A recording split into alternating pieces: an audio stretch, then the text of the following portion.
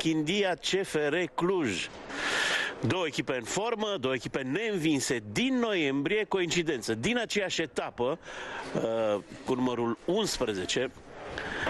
Și pe lista FIFA este din 2012. A început meciul, formația clujană atacând la poarta din stânga, CFR în alb complet. Ben Iusef îl urmărește pe Popa, Popa centrează și Dumitrașcu, reluare imprecisă a lui Dumitrașcu. Ce centrare bună a avut Dumitrașcu. Bună demarcare a lui Păun, care șutează tare. Mingea rămâne acolo într-o zonă periculoasă, n-a reușit să o împingă mai mult în lateral. Ioani, Chivciu gata să recupereze, gata să profite de această respingere nu tocmai fericită a lui Ioani, dar ce șut bun, ce șut tare, sănătos prinde Adi Păun, șut cu pământul. N-au viteză. Contrele astea nu au viteză. O minge respinsă de Vinicius și un șut bun al lui Căpușă. Respins de Sandomierski. 25 de puncte din 27 posibile. Este realmente impresionant randamentul clujenilor pe teren străin. 25 de puncte, adică au făcut 8 puncte în plus. 8 puncte în plus față de FCSB. Bine aruncată mingea în careu, a sărit însă Pițian acolo. Este penalti pentru CFR. Este penalti pentru CFR Cluj. Hands comis de Pițian, am impresia.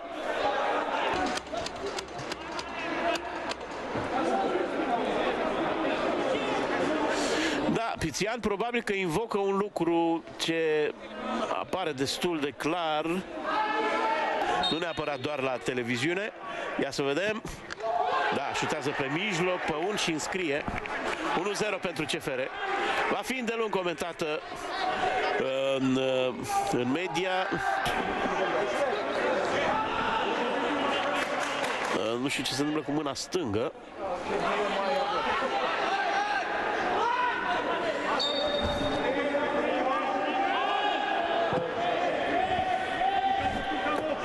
Bine bătut cornerul pe centrul porții. Adi Păun îl simte pe portar că pleacă spre unul dintre colțuri și trage tare pe mijloc.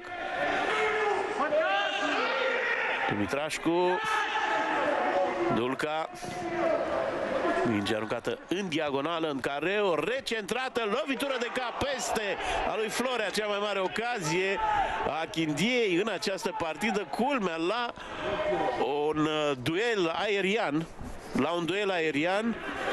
în care Vinicius a fost păcălit de traiectoria mingii, s-a plasat în spatele lui Florea, care însă n-a reușit să prindă spațiul porții.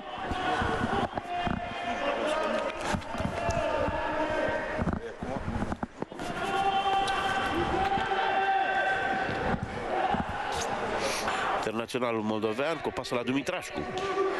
Dumitrașcu îl găsește bine acolo pe Neguț. Stă bine pe picioare. Popa! Ce șut sănătos!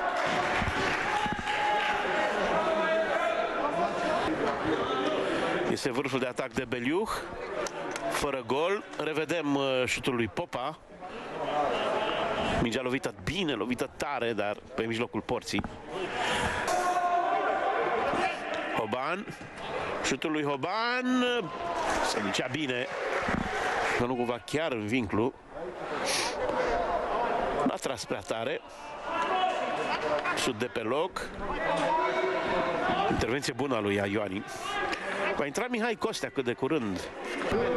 Pereira așteaptă să vină cu echipierii în carul advers. Este Vinicius acolo, dat în primire de Pițian.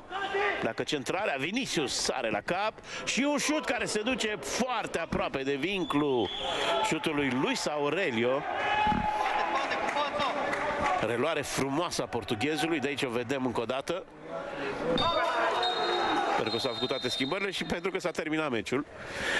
Radu Petrescu pune capăt acestei partide câștigate la limită de CFR 1-0, gol marcat dintr-un penalti discutabil de Adi Păun.